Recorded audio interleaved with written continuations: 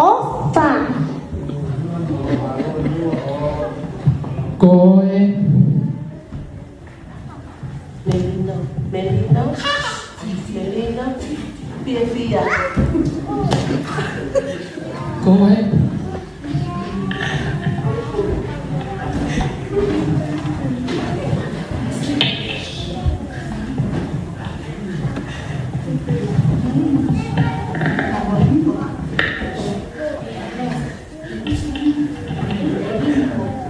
Melina. Koe.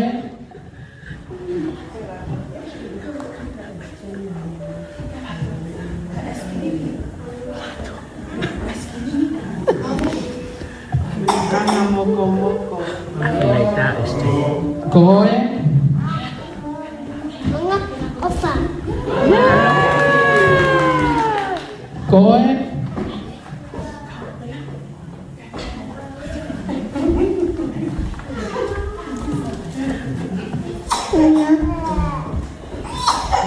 Tana. Koe.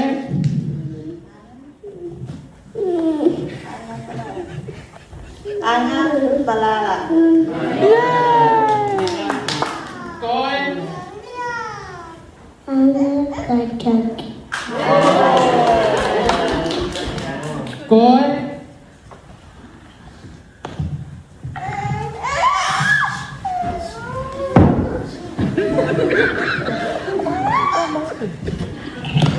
Ana pagama.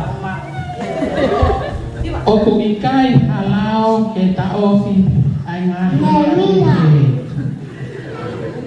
Siasi ko ene ngai fua lau marie ma oni ai au ke ma o ke ha mai me tau ngau no ui a ki tau tolu o wha toma lau tui ke a moi ke a si su kalaisi tau kore ke lau marie ma oni ke ne ha ele mai o a fio i o tau ngahi loto kai lava ke ha me te tau tolu ai ngai fua lau marie ma oni o hangi koia na lawa te whanau kinti. Ma lo te mau whaia te mau ki hia. Fia mau popo. Eya hai.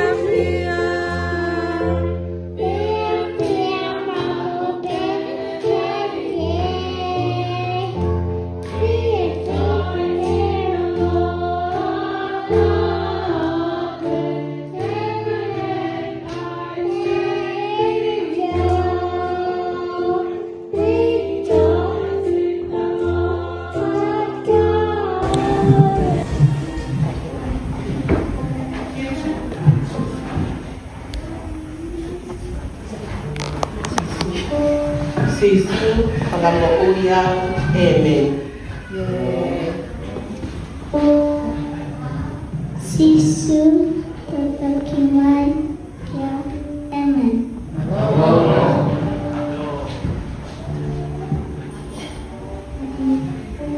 Sisu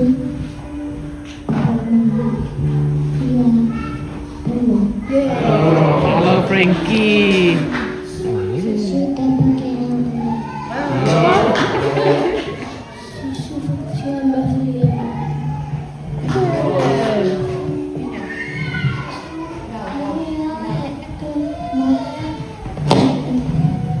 Amen. Siasi koelo kuya mo whakaamu e ngara staha ke o kua ke o whamai ke tokoni mai o whai o ngā manui o whai o ngā kāpuaki o whakahauki i ngā toro me whiri ia ke whai o ngā whakamo ui lotu kainga o ai whiu o eiki e taripu o kuofia atonai o mokore e whakai Amen.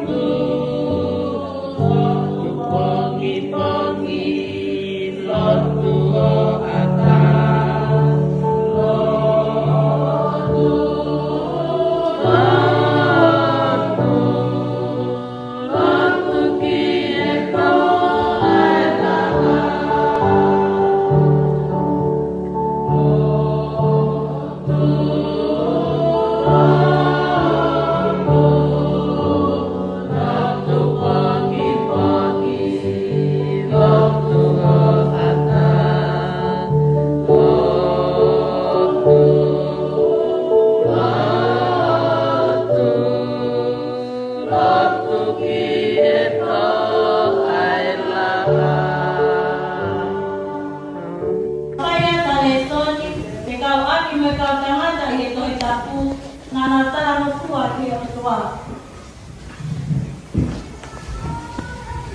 Ko e palahame na tala no fua ki he o tua, o ni hiki me honu whanua ki he potu e toki whakahānge.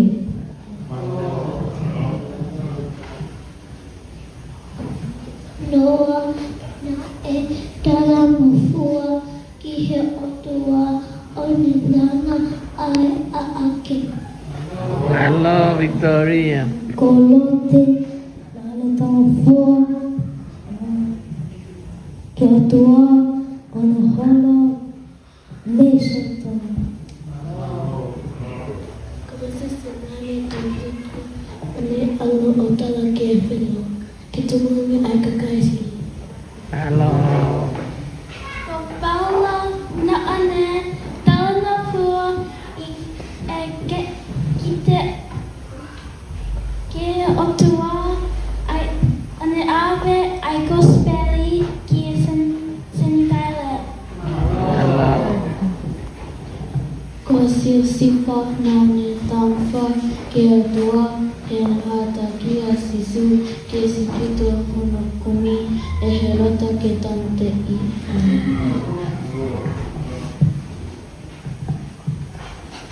Ko sisu ane tala fa ke o tua ane pekea he kolosi.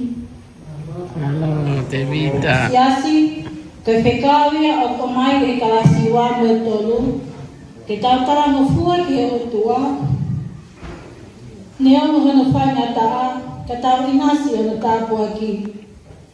Ko i pale o tala no fua e parahame, ko ne au ke whanua ko ke nani. Ko i pale o tala no fua anoa, ko ne hao mo ui mo no whāpili. Ko i pale o tala no fua alote, ko ni hamo ui mono o te whine e wela. Ko i pale o tala no fua a Mosese, ko i whakatawataina i Sileli me Isipite. Ko i pale o tala no fua a Siosifa, ko i hao mo ui a Sisu i Isipite. Ko i pale o tala no fua a Paula, ko i tui e kakai sentai le ki a Sisu. Ko i pale o tala no fua a Sisu, ko e ne te tu o a fia mi he ni mato mata o e tamai. Ko tapu manu i a koe kakai o tanga fua ki o tua. Amen.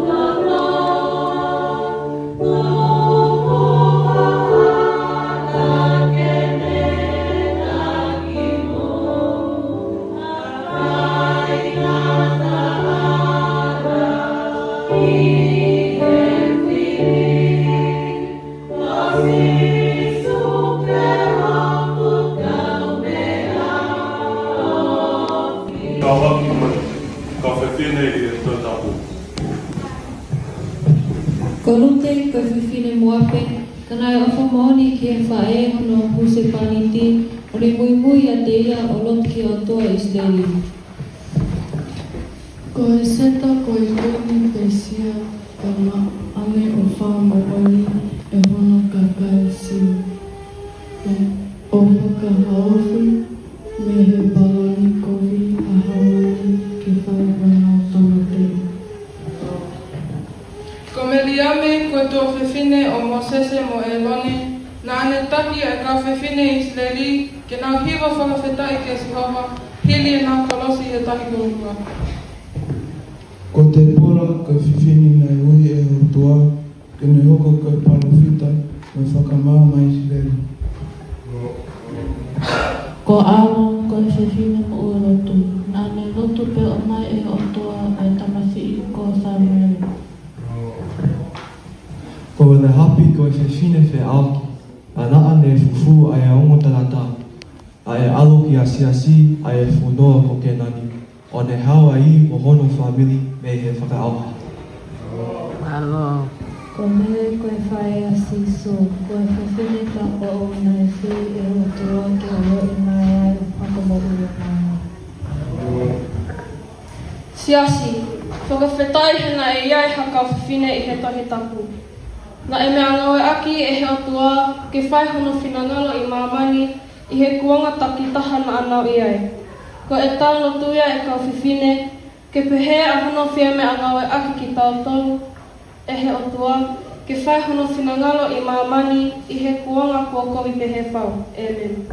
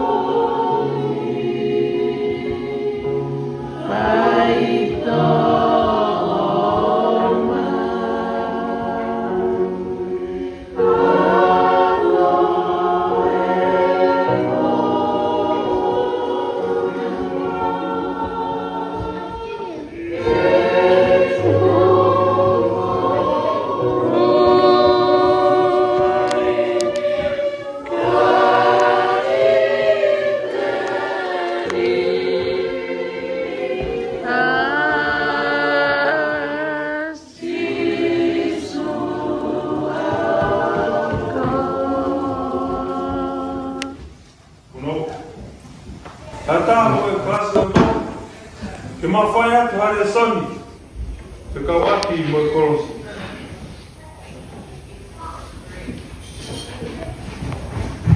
Ai atu whakapō. Nā te kau he tuki whao. Tā o e kungahi kia, nā e kalu se whai ai ia. Ko au pe e ala hala na e tala te keo aura kai hau I o tātaa ai hia ma tea wā.